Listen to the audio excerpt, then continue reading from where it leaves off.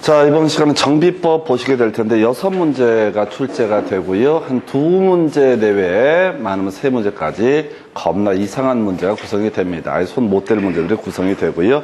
그래서 시험 보실 때 과목별로 만약에 국토기획법이라는 법이 어렵다 그러면 뒤에가 쉽게 나오고요. 그 다음에 뒤에가 어려우면 또 앞에가 쉽게 나오는 그런 경향들이 있습니다. 그래서 자, 일단은 정비법에서 전체 절차 먼저 보고 갈까요? 중요한 절차가 되는 것은 정비사업의 절차에서 사업생 인가, 그다음에 관리처분계획 인가, 준공 인가, 그리고 이전의 고시라고 하는 거, 이게 기본 절차예요. 자, 비교 한번 하면요. 도시개발법에서는 자, 건설 계획을 가리켜서 뭐라고 한다? 실시 계획이라는 용어를 썼습니다. 그래서 실시 계획의 인가라는 개념이 하나가 있었고요. 그럼 공급 계획을 가리켜서 환지 계획의 인가라는 표현을 썼던 바가 있습니다. 환지 계획의 인가. 그래서 자, 환지 방식으로 사업 시행할 때 나중에 준공 검사라고 하는 거 있었고요. 그리고 마지막 단계가 바로 환지 처분 공고라고 해서 환지 처분 공고일의 다음날 모든 권리 관계가 이전 확정이 되게 된다. 그래서 구조가 똑같은데 용어를 아예 다르게 써요. 그래서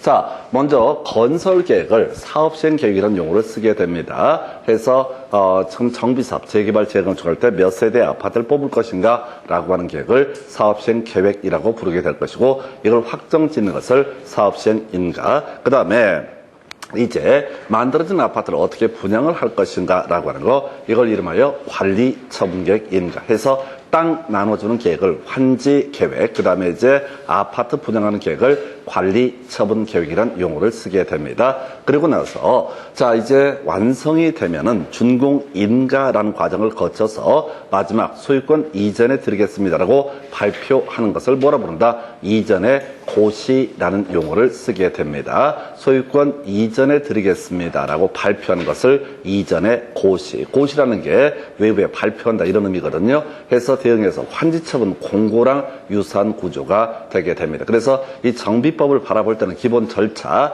바로 사업시행 인가, 관리처분계획 인가, 준공 인가, 그리고 이전의 고시라고 하는 이 네 단계 기본 구조를 잡아줘야 되겠고요. 자, 그래서 자, 일단 이런 전제에서 우리가 사업시행 인가, 소위 사업시행 계획을 작성할 때는요, 정비 계획이라고 하는 것에 맞춰서 사업시행 계획서를 작성을 하게 됩니다. 한편 정비 계획을 수립하기 위한 기준점을 제시하는 것을 정비 기본 계획이란 용어를 쓰게 됩니다. 그래서 전체 그림은 이런 식이야.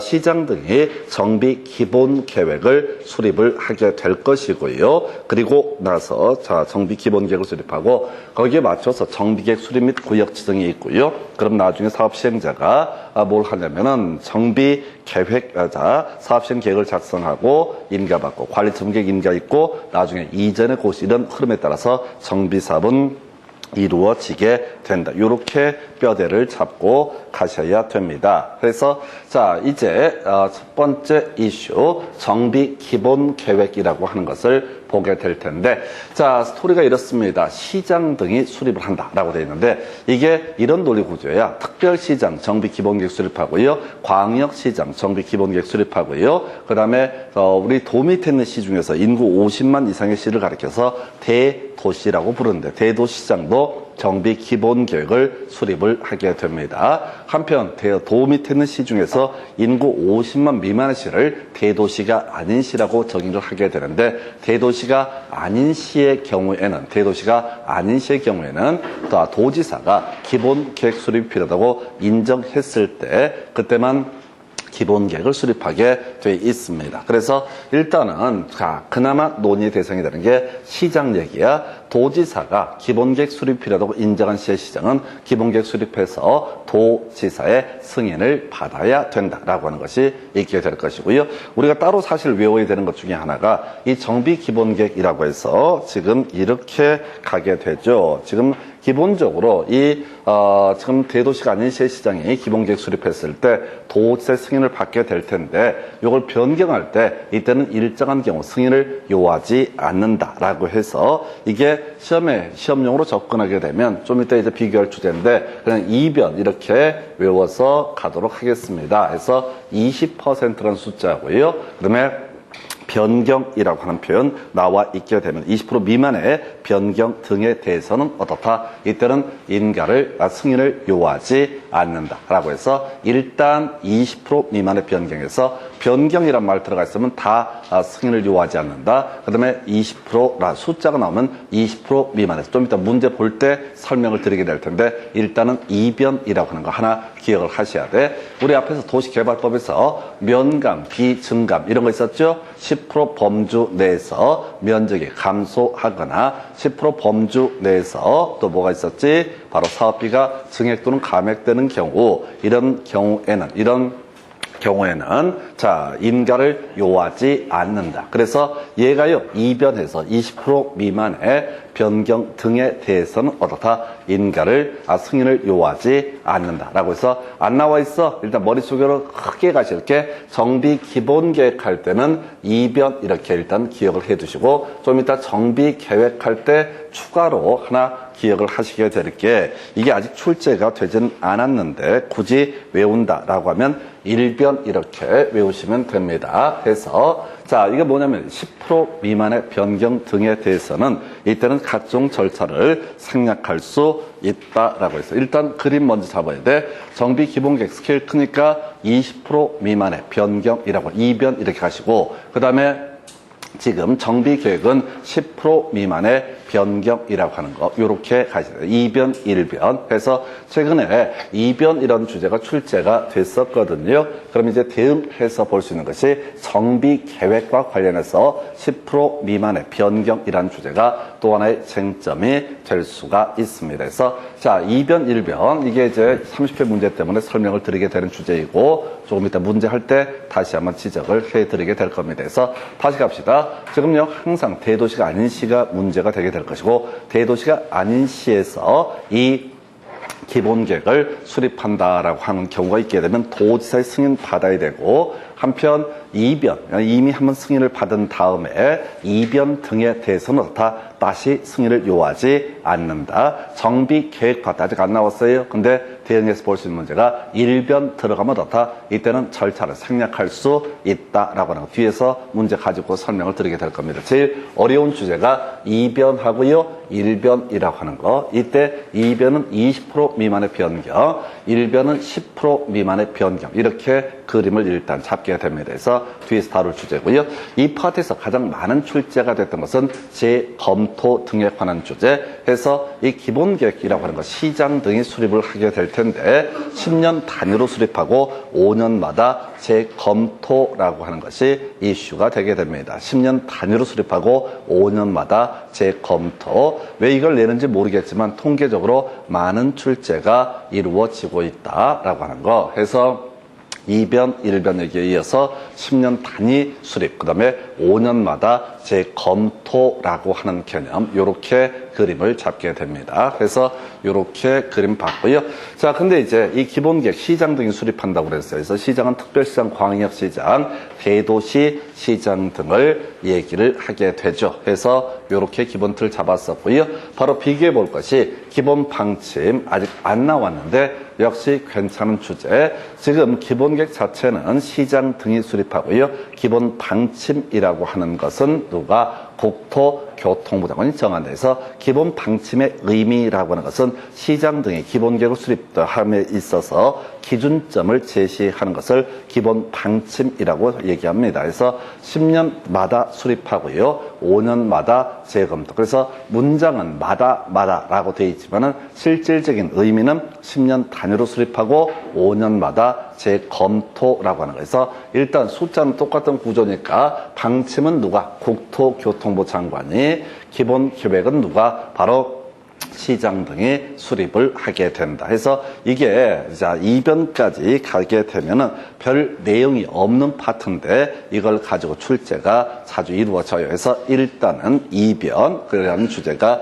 제일 난이도 있었고 그 다음에 10년 단위 수립 5년마다 재검토 누가 시장 등이 수립을 하게 된다라고 하는 거 이렇게 보셨고 이제 살 붙여서 기억할 게 기본 방침은 국토부 장관 10년마다 정하고 5년마다 재검토라고 하는 것. 그리고 이 문제에 대응해서 정비 계획은 아직 안 나왔지만 각종 절차를 생략할 수 있는 게 경미현상 1변 10% 미만의 변경이라고 하는 것. 요렇게 갑니다. 다시 갑시다. 지금 이슈가 됐던 것들 지금 시장 등에 수립한다. 그래서 도지사의 승인을 받는다. 근데 사안이 경미하다. 그러면 2변 이런 경우에는 어떻다? 바로 승인을 다시 변경 승인을 요하지 않는다. 그다음에 10년 단위 수립 5년마다 재검토. 중요 출제 포인트고요. 이거 대신에 방침이라고 하는 것도 비교해서 방침은 국토부 장관 10년마다 정하고 10년마다 수립하고 5년마다 재검토라고 하는 거. 자, 그렇게 살펴봤고요.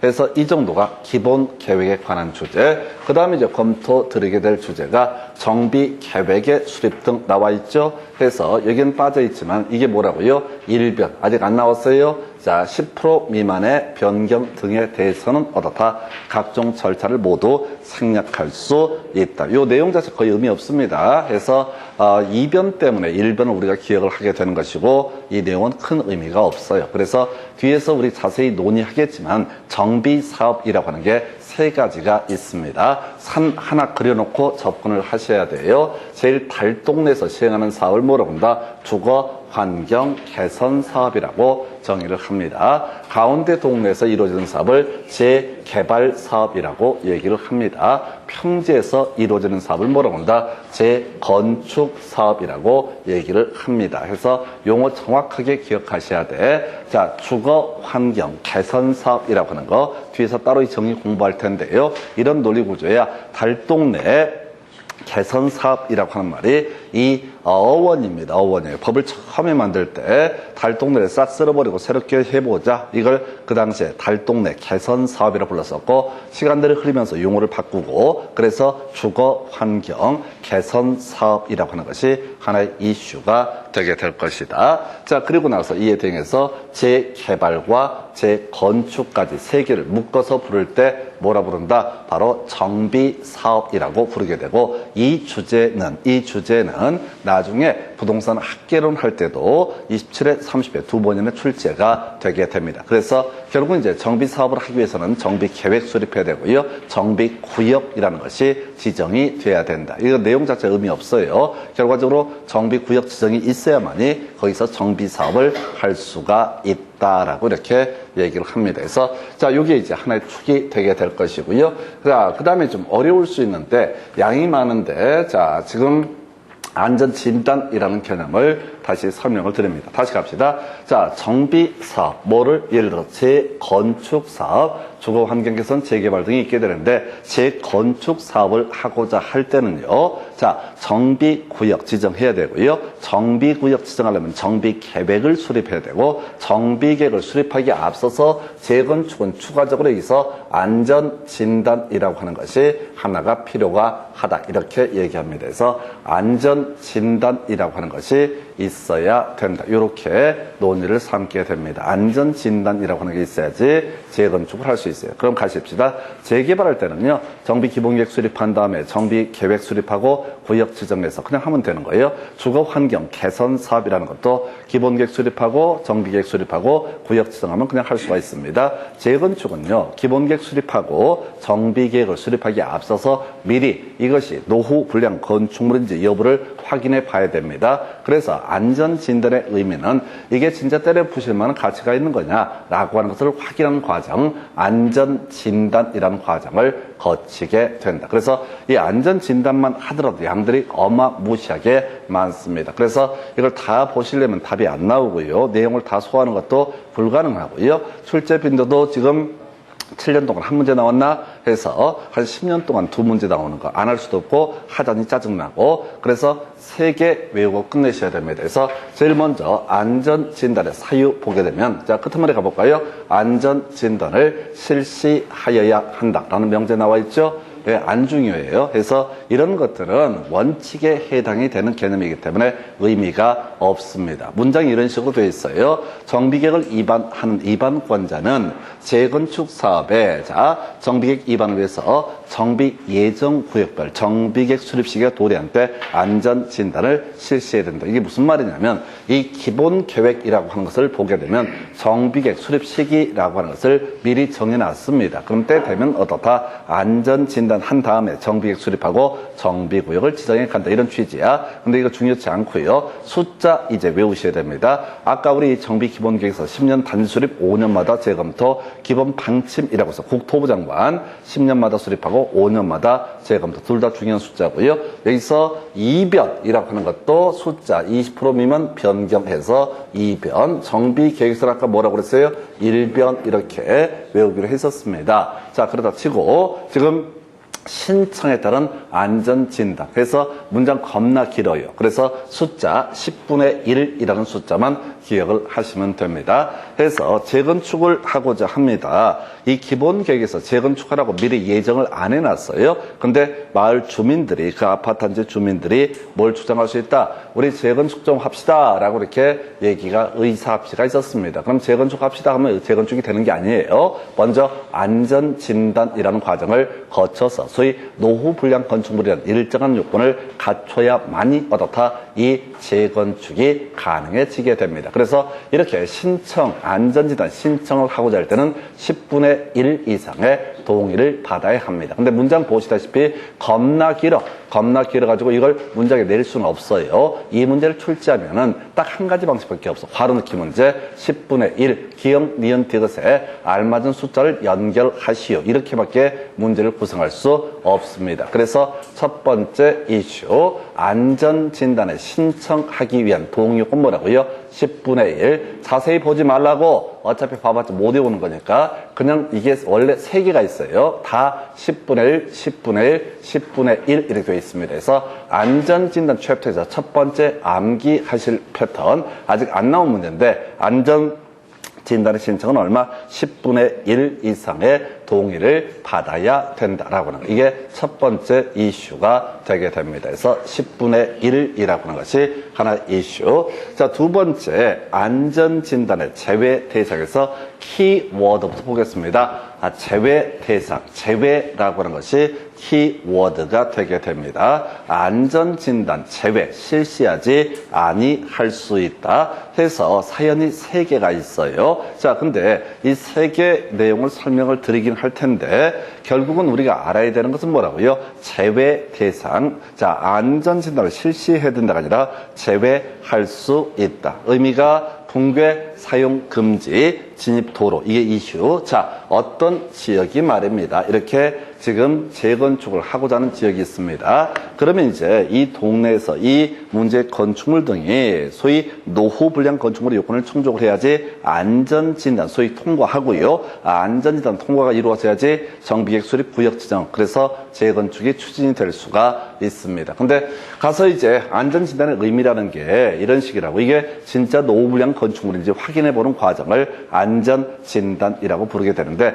가보니까 어떤 아파트가요 이미 붕괴가 돼버렸다라고 한다면 굳이 안전진단을 실시할 실익이 있다 없다? 없다. 무너져버렸는데 무슨 안전진단을 뭐하러 해? 이미 무너졌는데 그래서 이때는 안전진단의 제외 대상이다. 두 번째 사용금지라는 표현 나와 있죠? 사용금지 들어가 있으면 이게 이제 무너지진 않았어. 근데 바람이 한번 흔들릴 때마다 건물이 흔들해서 사람들이 다 나가 있어. 그럼 굳이 안전진단을 실시할 필요가 있다 없다? 없다. 이런 아무 의미 없어. 그 다음에 이제 제일 좀 개념상 어려운 게 진입도로라는 표현 나와 있죠. 이게 행복 아파트라고 한번 해보겠습니다. 이 아파트들을 재건축을 하고자 하는데 문제가 큰 도로까지 연결되는 이 공간이 좁아. 그래서 기존의 아파트에 살던 사람들이 겁나 불편했어. 그래서 이번에 재건축을 할 때 이 동네까지 묶어서 어떻다? 재건축을 하는 경우가 있겠죠. 진입도로 확보가 필요한 경우, 거기도 묶어서 정비사업을 재건축을 할 수가 있습니다. 그러면 진입도로 필요한 이 지역을 가리켜서 우리가 어차피 여기에 있는 주택은 멀쩡하더라도 다 때려 부셔야 되거든요. 그래서 이미 무너졌거나 무너질 우려가 있거나 무너뜨릴 필요가 있는 지역, 무너뜨릴 그런 것에 대해서는 어떻다? 안전진단에서 제외한다. 그래서 기억할 게 뭐라고요? 옳은 것을 고르시오. 그러면 자, 앞에 깔아줘. 내용 보지 마. 공개 사용금 진입도 다 외우셨어? 그럼 뒤에서 이걸 다 써놓고 나서 안전진단을 실시해야 된다. 그럼 틀리게 나오는 거고요. 그 다음에 끝머리 뭐라고요? 안전진단 제외 대상이다. 그러면 옳은 표현 구성하는 거예요. 그래서 출제 포인트, 키워드가 되는 것은 제외라고 하는 거예요. 그래서 보통 우리 수험생들이 이걸 막 써놓거든요. 이거 다 읽어봐. 그럼 맞거든, 익숙하거든. 그리고 끝머리 가서 실시해야 된다. 이런 명제가 나오게 되면 당황해서 당황합니다. 앞쪽이 맞으니까 뒤쪽 맞게 이렇게 착각을 할 수 있어. 그래서 두 번째 키워드가 제외한다라고 하는 거, 안전진단을 실시할 필요가 없는 거, 이걸 우리가 뭐라고 한다? 안전진단의 제외 대상이다라고 얘기합니다. 그래서 10분의 1 제외라고 하는 것이 두 가지가 핵심 이슈. 그 다음에 최근에 이제 나왔던 주제가 이 안전진단의 결과, 과정 등에 대해서 보게 됩니다. 그래서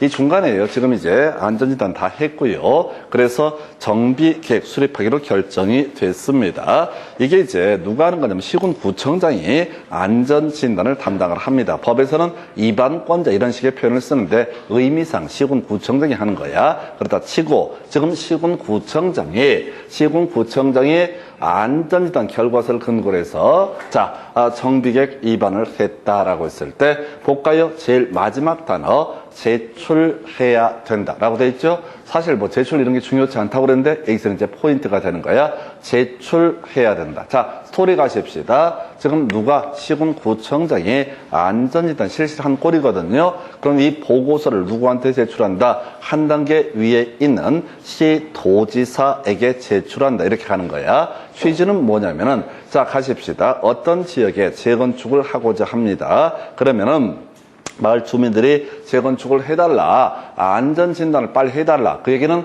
빨리 무너진다고 얘기를 해달라라고 했다고. 그러면 시군구청장 입장에서는 그 웬만하면 통과시켜 주는 게 여러 가지로 좋습니다. 그 지역 주민들이 원하고 있기 때문에 굳이 반대해서 멀쩡하네, 버텨 이렇게 얘기할 실익이 없는 거예요. 특히나 지방자치제가 실시가 되면서 다 표거든요. 그래서 날림으로 이렇게 정비계획 수립하고 재건축 결정을 하는 사례가 있다. 그래서 날림으로 하지 않았다는 것을 한 단계 위에 있는 누구한테 시도지사에게 보고서를 제출해야 된다라고 되어 있죠. 그럼 두 번째 명제 뭐가 나와 있어요? 의뢰할 수 있다라는 명제 나와 있죠. 의뢰할 수 있다. 자, 그러면 시도지사는 이 안전진단 결과 보고서를 보고 나서 이게 날림으로 됐는지 안 됐는지 전문기관에 검토를 의뢰할 수 있다. 자, 근데 시도지사 입장에서도 경우에 따라서 그냥 모른 척 하고 싶을 때가 있습니다. 다 표인데 굳이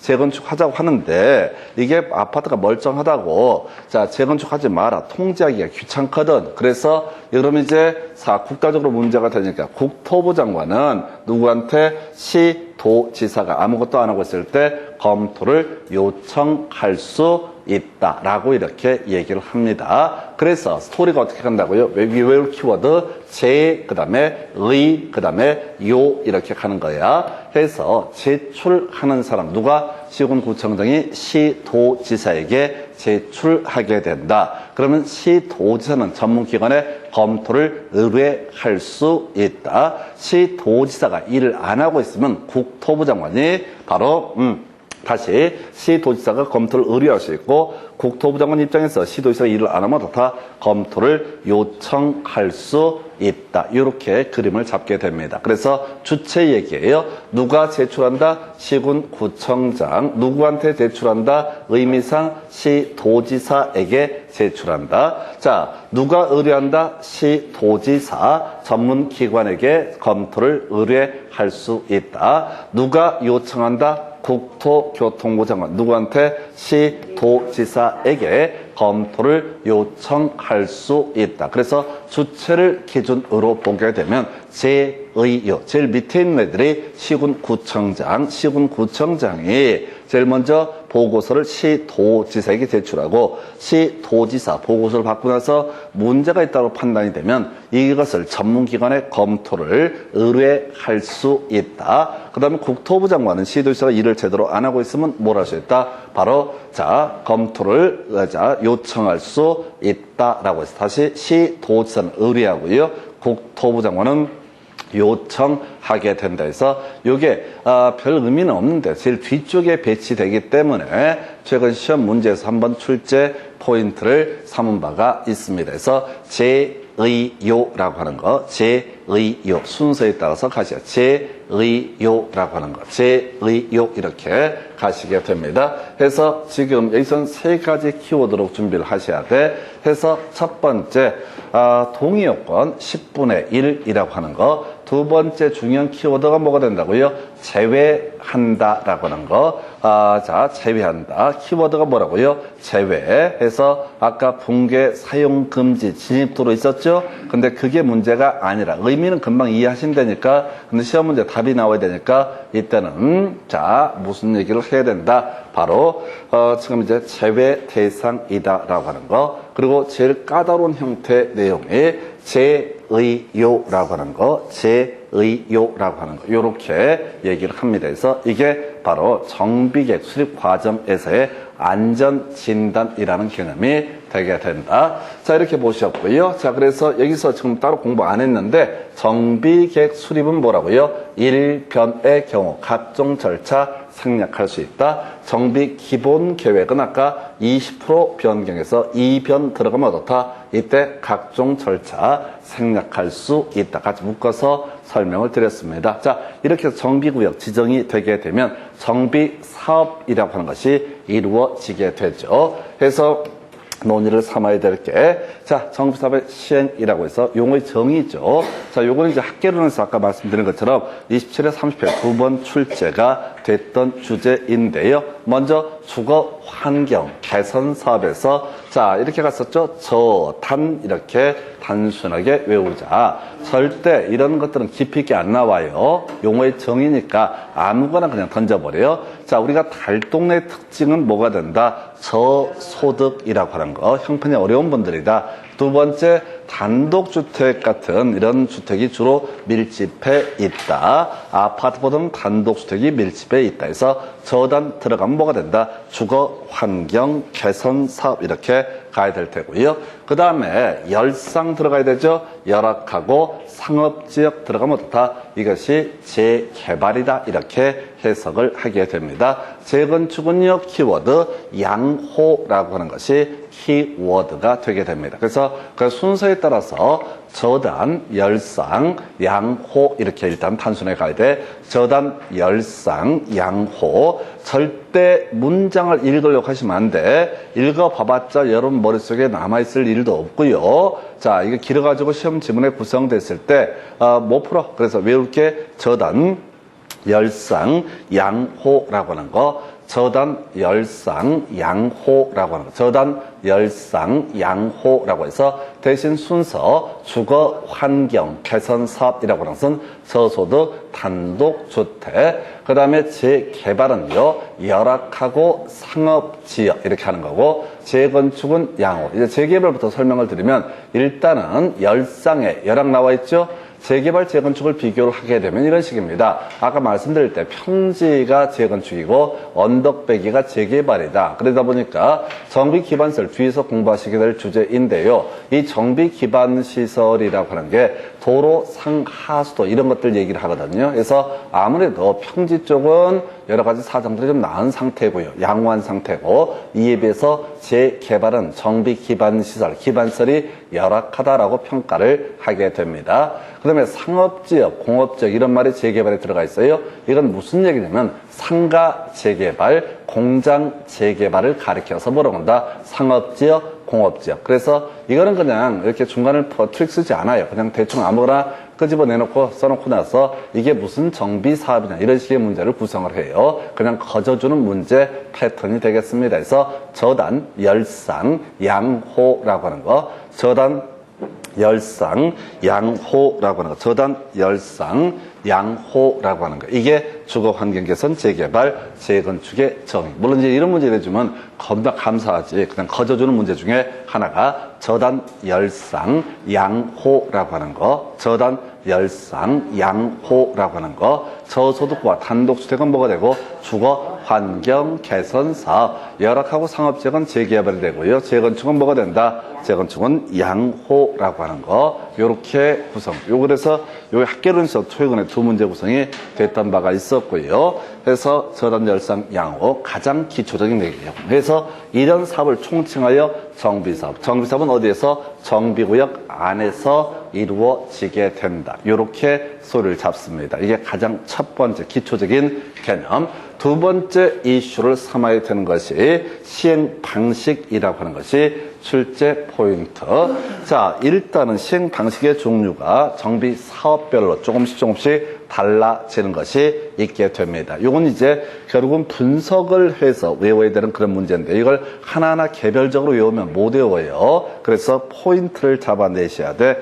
자, 우리가 앞에서 도시개발법이라고 하는 것은 수용 방식과 환지 방식이라는 개념이 있었고요. 그 내용 관련해서 주로 문제가 됐던 게 환지 방식이라는 개념이 되게 됩니다. 환지 방식은 땅으로 분양하는 방식을 가리켜서 뭐라고 한다? 환지 방식이라 부르고요. 그러면 정비법에서 가장 중요한 사업 시행 방식은요, 관리 처분계획 방식이라는 것이 있게 됩니다. 그래서 관리 처분 방식이 뭐라고 그랬어요? 아파트를 분양해주는 방식을 뭐라고 한다? 관리 처분 방식이라고 얘기를 합니다. 또는 관리 처분 계획 방식이라고 얘기를 합니다. 그래서 자, 거의 정비사업이 총 세 가지가 있게 되는데 공통적으로 중요한 게 뭐라고요? 관리 처분 계획이라고 하는 거. 세 가지 다 어떻다? 관리 처분 계획 방식을 채택을 할 수 있다. 주거 환경 개선 사업을 통해서 아파트 지어서 어떻게 할 수 있다? 토지 등 소유자에게 분양할 수 있고, 재개발 재건축에서 조합원 등에게 아파트 분양할 수 있다. 그래서 공통점과 차이점을 분석해야 돼. 일단 공통적인 이슈는 어떤 정비 사업이 됐든 다 관리 처분 계획 방식은 가능하다. 그런데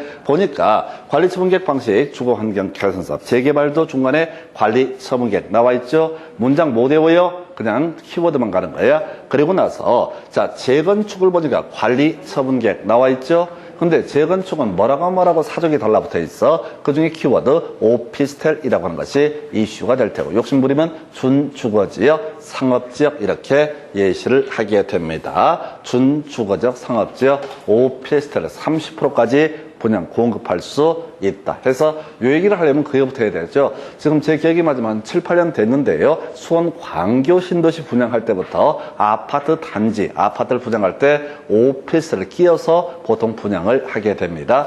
요즘에 아파트, 거의 어떤 주택 공급의 트렌드라고 하는 것 자체가 뭐냐면 벌써 7, 8년 됐는데요. 무조건 아파트의 단지 옆에다가 그 오피스텔, 요걸 한 동이나 두 동을 끼워서 분양을 하는 게 거의 그냥 다 유행입니다. 그래서 특히, 여기서 준주거적 상업지역이라는 개념을 통해서 이게 역세권 이런 의미를 가지고 있거든요. 그래서 역세권 지역에선 아파트 말고도 오피스텔도 같이 어떻게 할 수 있다? 분양할 수 있다. 최대 몇 프로까지? 30%까지. 100분의 30이니까 30%까지 오피스텔을 분양할 수 있다. 그래서 결국은 이렇게 가는 거야. 이 관리 처분 계획 방식 다 좋은데 주거 환경 개선 사업에서는 오피스텔 분양하지 않는다. 두 번째, 재개발할 때도 오피스텔을 분양하지 않는다. 재건축만 어떤 방식? 바로 오피스텔. 대신 논의의 전제 요건 준주거지역, 상업지역, 역세권의 의미가 준주거지역, 상업지역 이런 의미가 되게 됩니다. 그래서 준주거적 상업지역 100분의 30까지 얻었다. 30%까지 오피스텔을 분양할 수 있다. 그래서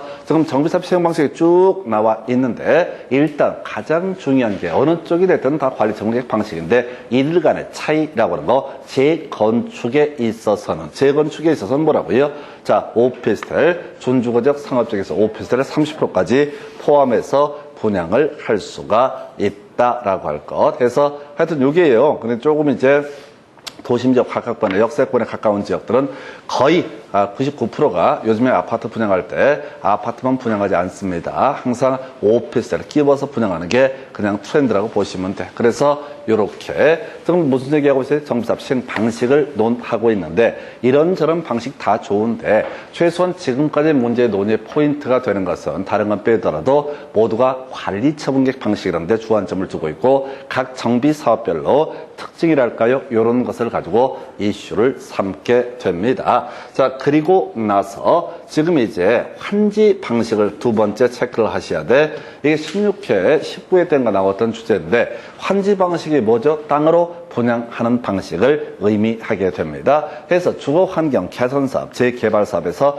환지 방식이라는 것 채택할 수 있다. 이건 어렵지가 않아요. 그런데 자, 재건축 사업에서는 환지 방식을 채택하지 않는다라는 게 논의의 또 포인트가 되게 됩니다. 그래서 뭔 소리냐라고 했을 때, 우리 아파트요, 재건축 아파트에서 재건축한다는 그 아파트에서 한번 상상을 해보세요. 자, 기존의 낡은 주택을 한 평을 갖고 있다. 그럼 집은 잘해봤자 6평, 7평, 많아봤자 10평 될 텐데 거기서 환지 방식을 채택한다라는 얘기를 하게 되면 그 아파트 다 때려 부신 다음에 그 지분권 가지고 있는 사람한테 6평, 7평, 11평 가지고 딱 나눠준다 이런 얘기거든요. 말이 안 되잖아.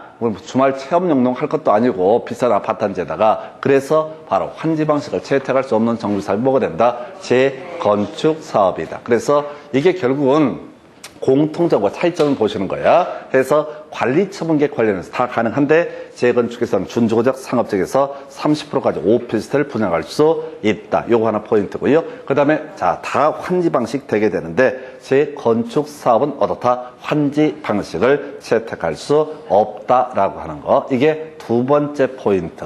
마지막 욕심 부리게 되는 항목인데요. 주거 환경 개선 사업을 보게 되니까 사업 시행 방식이 더럽게 많습니다. 이거 읽어서 못 외워요. 그래서 이것을 통할해서 하는 소리가 혼용하는 방식이라고 나와 있죠. 주거 환경 개선 사업 사업 시행 방식이 더럽게 많은데 이것을 다 섞어서 하는 방식을 뭐라고 한다? 혼용 방식도 채택할 수 있다. 혼용 방식이라는 개념을 통해서 주거 환경 개선 사업은 겁나 많은 사업 시행 방식이 있다. 이 정도의 뉘앙스만 가셔야 되는 거야. 그리고 봐봐요. 우리가 앞에서 우리 도시개발법 문제 구성할 때도 그 사업 시행 방식의 수용 방식과 환지 방식과 그리고 뭐가 있었지? 혼용 방식이라는 주제가 있었죠. 그럼 출제자는 혼용 방식 이런 것을 가지고 답을 구성을 한다. 그래서 이 구질구질한 내용을 다 설명하기 어려울 때 어떻다? 혼용하는 방식을 채택할 수 있다. 그러면 이 정도를 알고 있다는 얘기는 이걸 혼용을 알고 있다는 얘기는 보통 수험생이 앞에서부터 시행 방식을 하나하나 다 외워올 거예요. 그러니까 혼용 방식을 알고 있으면 다 외운 거라 진배가 없다. 그래서 출제위원들은 이 사람이 얼마나 외웠나를 물어보고 싶을 때 뭘 물어봐야 돼? 혼용 방식이라는 단어를 물어보게 되면은 이 사람이 다 외웠다는 것을 눈치를 챌 수가 있다. 뭔 얘기를 지금 하냐면 저희 이제 문제 분석해서 야매로 가는 거고 제일 무식한 인간들이 이걸 다 외우려고 그래. 그냥 다 읽어봐. 자기 머리 수준을 생각해야 돼. 돌아서면 잊어버린다니까. 속이 터져 나중에는. 내가 이렇게 머리가 나빴나? 제가 항상 말씀드리지만 머리 안 좋은 거라고 얘기했어요. 머리 좋은 사람들 어떻게 지금 이제 코로나를 뚫고 어떻게든 간에 확진자 사이를 뛰어다니면서 어떻게든 간에 강원도 가서 하루 놀고 오고 내년에 죽는 건 그 다음 가서 볼 일이고 놀다 죽은 귀신 때깔 좋다 그래서 이 와중에 코로나 또 걸린 것 같아. 제주도 그 여행 잡혀 있어. 그래도 일단 가. 왜? 제주도 보고 죽은 귀신은 못 보고 죽은 귀신보다 훨씬 나을지도 모르니까 이런 사람들이 머리 좋은 사람들이야. 봐봐 지금 마스크 쓰고 벌벌 떨면서 그냥 남한테 피해 줄까 봐 이게 머리가 나빠서 그래. 그냥 아주 무식하게 살아요. 아주 무식하게. 길거리 침 못 뱉잖아. 왜? 남들이 욕할까 봐. 근데 뱉는 아저씨도 있어. 아무 개의치 않아. 자유로운 영혼들. 남들이 뭐라고 하든 간에 하여튼 간에 뭔 얘기 하다가요. 지금 이제 관리처분객 방식 공통 이슈. 그런데 재건축에서는 준주거 상업적에서 오피스텔 30%. 그럼 주거 환경 개선이나 재개발 사업에 있어서는 오피스텔 이런 얘기 하면 안 된다. 이런 이슈가 되게 될 테고, 환지 방식 다 되는데 건축 사업에서는 어떻다? 환지 방식을 채택하지 못한다. 그리고 주거 환경 개선 사업 더럽게 많은데 이걸 한마디로 더럽게 많아. 5글자를 뭐라고? 혼용 방식을 채택할 수 있다. 근데 이렇게 외워놓고 앞에서부터 쳐 읽기 시작하면 작살납니다. 끄트머리에 가서 보셔야 된다고. 끄트머리. 그러면 같은 지식을 갖고 훨씬 더 암기할 가능성이 높아지고 같은 지식을 갖고도 문제를 쉽게 풀어가실 수가 있다. 어찌됐든 시행 방식 요즘에 한참 또 새롭게 등장하고 있는 출제 이슈고요. 그 다음에 정비구역 지정의 효과 등 관련해서 용어의 정의. 자, 뒤에서 문제 보시겠지만 이 용어의 정의가 그렇게 많이 나와. 7년 동안 4문제가 5문제 나올 정도로 더럽게 많이 나와. 그래서 이건 어떻게 이번에 나올까 안 나올까 생각하지 마. 그냥 이건 많이 나왔으니까 확률의 문제로 가시는 게 아니라 무조건 하셔야 돼. 그래서 이것도 무식하게. 자, 이제 외우겠습니다. 말 더럽게 어려워. 지금 처음에 듣게 되면 이 말이 뭐라고 씹으는지 헷갈려. 그리고 나중에 공식은 외웠지만 그게 도대체 어디다 써먹는 건지 이해를 못해. 환장하는 거지. 다 외웠다니까. 다 외웠는데 도대체 이게 어디다 써먹는 건지 몰라. 그럼 이제 어떻게 해야 돼? 그냥 공식을 외우면 돼. 근데 문제를 딱 보다 보면 이게 여긴가 보다 이렇게 가는 거지. 이 주제가 어디서 뭘 써먹고 이런 것들을 기억 못해. 아까 2변 그 다음에 1변 이런 거 있었죠? 2변 1변 뭔지 몰라. 근데 계속 2변 1변에 노출이 되다 보면 또 앞에서 공부했던 게 그런 거 있었잖아. 실시객 인가가 떨어졌는데 변경하고자 할 때 인가를 요하지 않는다. 그런 거 있었잖아요. 그게 뭐가 있었지? 면감 비증가 내려갔었다고. 면적 10% 범준에서 감소. 그 다음에 사업비 10% 범준에서 증액 또는 감액이라고 하는 것은 어떻다? 인가를 요하지 않는다. 그런 거 있었잖아요. 면감, 비증감. 그래서 그냥 하다 보면 되는 거예요. 근데 성격 좀 고치라고, 성격 좀. 한두 번 해갖고 외워놨는데 왜 대입이 안 될까? 머리가 안 좋아서 그렇다니까. 머리 좋은 애들은 지금 제주도 놀러 갔어. 요즘 코로나 이런 것 때문에 아무도 안 가. 그냥 가면 그 전체 제주도가 나의 별장이 돼버리는 거야. 그래서, 그렇잖아요. 평상시에는 사람들 더럽게 많아가지고 가서 짐짝 취급받아. 근데 요즘엔 누가 터치도 안 해. 가끔 가다 보면 시비 거는 인간들이 있는데 요즘엔 터치도 안 한다니까. 왜? 내가 감기 걸렸는지 안 걸렸는지 어떻게 알아? 확 침을 뱉어버릴까 보다. 다시. 여기가 이제 외우셔야 돼. 놀마작. 이렇게 외웠었죠? 놀마작. 이렇게 외웠었고요. 그 다음에 구세 화수 이렇게 외웠었고 탁어당이라고 이렇게 내 마음대로 공식을 다 써요. 그래서 귀찮으니 같이 외워요. 그래서 놀마자 구세화수 탁어당이라고 하는 거. 놀마자까지는 솔직히 좀 해볼 만해. 놀이터 마을회관 공동작업장에서 놀마작은 좀 해볼 만해. 근데 그 다음부터가 이제 가슴이 지랄이야. 그래서 구세화수 읽었죠? 그래서 이렇게 외우자고 그랬어. 구세주는 화요일하고 수요일날 온다. 이게 구세주는 화요일하고 수요일. 예수님 오신 날 25일이 무슨 요일이냐고. 화요일 아니면 수요일이야. 그래서 그날 중에 하나가 이브라고 해서 하여튼 구세화수. 일단 외우셔야 돼. 의미 단어 못 외워. 연결 못 해요. 그 다음에 탁어당이라고 하는 거. 타가소 어린이집 경로당이라고 해서 놀마자 구세화수 탁어당이라고 하는 거. 이게 그렇게 중요한 출제 포인트가 되게 됩니다.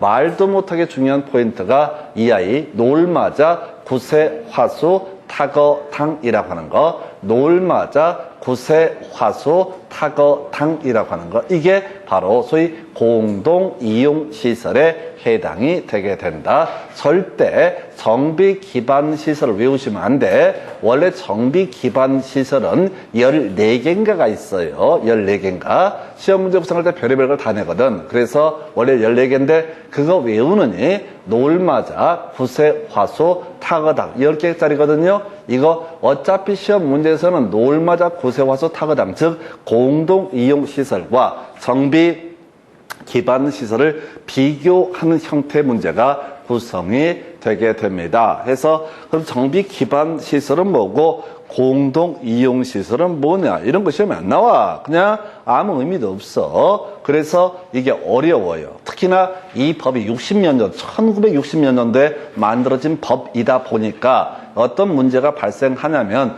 지금의 관념하고는 전혀 맞지 않아. 그러니까 이걸 이해를 하려야 이해를 할 수가 없어요. 자, 공동이용시설, 주민이 공동으로 사용하는 놀이터, 아파트 단지 놀이터, 대충 이해돼. 마을회관, 좀 이상해, 느낌상. 하여튼 뭐 그래도 이해가 돼. 그 다음에 공동작업자, 이거 좀 이상해.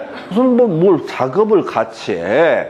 해서 이건 이렇게 가셔야 된다고. 1962년도에 달동네 개선 사업 등을 할 때 그때 마을에서 공동 작업장이 있을 수도 있다. 이런 논리 구조라고 해서 현실과는 아무 관계가 없는 얘기야. 그리고 이게 벌써 거의 80년, 70년 전 언어들이기 때문에 굳이 바꿀 필요가 없어서 이걸 안 바꾸는 것에 불과해요. 근데 이걸 시험에 내버린다고. 가볼까요? 구판장. 구판장은 또 뭐야?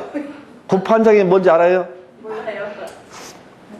아, 이 양반이 서울 쪽에서 사셨구만. 그래서 시골이에요? 아, 그러면 없이 사는 시골에 사셨나 보다. 그래서 구판장이라는 게 저런 거잖아요. 옛날에 연세점이라고 불리기도 하고 물건 사고. 연세점 하는데 고개를 까닥하면서 나도 알아. 그렇게 하면 안 돼. 그거 시골에서 올라오면 티나는 거야. 그게 뭔데? 이렇게 해야지 서울 사람이지. 그냥 물건 사고 파는데. 그런 정도. 가게 같은 개념이 구판장. 그런데 옛날에 그 달동네에다가 가게 차린다고 해서 먹고 살기 힘들다고 마을 주민들이 돈 모아가지고 각출해가지고 조그맣게 생활 이런 몇 가지 물건 사고 팔 수 있는 공간. 구판장. 봐봐, 다 60년대 얘기라니까요. 세탁장. 아니, 무슨 빨래터 얘기하는 거야. 빨래터.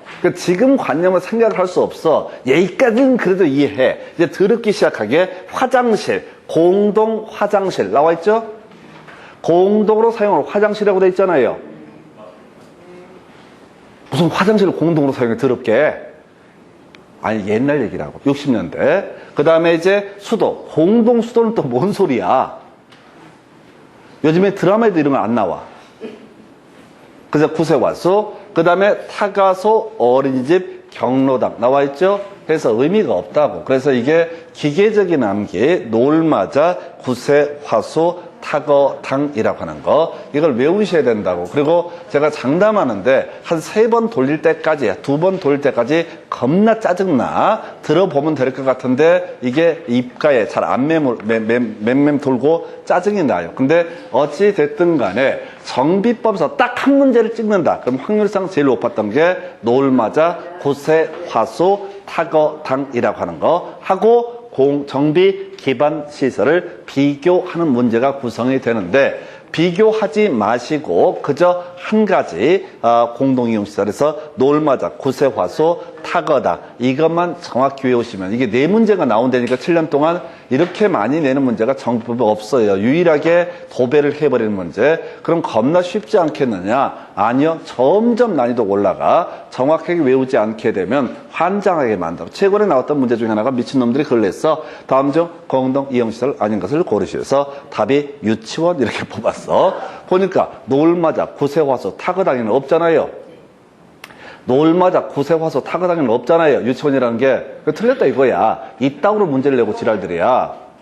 아니 미쳐버리는 거라고요. 같은 주제를 갖고 여러 번을 내면 낼수록 단점이 뭐냐면은 아주 디테일하게 막 창자까지 해가면서 출제를 하게 되는 것이고 대신 이 파트를 제가 공법에 좀 편안한 것 중에 하나 큰 그림만 잡고 있으면 법이 워낙 복잡하기 때문에 비슷하게 내더라도 수험생이 눈치를 못 채. 그래서 자 놀마자, 구세화수, 타거당. 노후불량건 정보는 안전사고에 우려가 있는 건축물인데 이런 것들은 시험에 낼 거리가 안 돼요. 체계상 지금 우리 앞에서 주거 환경 개선, 재개발, 재건축할 때 그런 거 있었잖아요. 정비 기반시설 열악하면 재개발이 되고 정비 기반시설 양호하면 된다. 재건축 이런 식의 내용들 중간중간에 용어들 이 용어 가지고 하여튼 공동 이용시설, 놀마자, 구세, 화수, 타거당이라고 하는 거, 노을마자 구세화수 타거당이라고 하는 거, 노을마자 구세화수 타거당이라고 하는 거 아주 까다롭고 어려운 파트입니다. 제가 말씀이 제가 외웠으니까 이렇게 드리지만은 만만치가 않은 주제 이래 보셨고, 자, 그 다음에 이제 정비구역 지정의 효과 등 해서 자, 이거 우리 앞에서 지난 시간인가 도시개발법 할 때 설명드렸던 내용이죠. 뭐가 있었어? 허가 대상, 땅 생기고, 나무 생기고, 건물 생기고, 1월 이상 쌓아놓는 행위는 어떻다? 허가를 받아야 된다. 땅 생기는 게 공유수민 매립 토지 분할이 있었고요. 그 다음에, 지금 이제, 나무 생기는 게 중목의 벌채 식재, 관상용 중목의 임시 식재. 외울 때 벌채 식재 이렇게 단순해 가셔야 돼. 이걸 함장을 안 파니까 벌채 식재. 자, 식재를 하면 나무 생기는 거죠. 나무를 심으면 내 거 나무가 되잖아요. 나무를 베내면 동산이 되잖아요. 어느 쪽에서든 나무 생기는 건 마찬가지야. 그 다음에 가설 건축물을 가지고 있었고, 물건을 1월 이상 쌓아놓는 행위. 여기까지가 뭐가 된다? 허가 대상, 법률 행위, 허가 대상 행위가 되게 된다. 그래서 이게 25회 때하고요. 그 다음에 아까 30회인가 29회 때인가 요 문제가 구성이 되게 됩니다. 그래서 이 문제가 이게 정표에서 도배했는데 나중에 도시개발법 가도 마찬가지라고 그랬어요. 도시개발구역 안에서도 허가 대상, 땅 생기고, 건물 생기고, 나무 생기고, 이런 것들은 어떻다? 1월 이상 쌓는 행위는 허가를 받아야 된다. 이렇게 가게 됩니다. 자, 그래서 이제 문제를 가야 되는데 잠시 끊었다가 요거 문제 2부터 이어서 가겠습니다.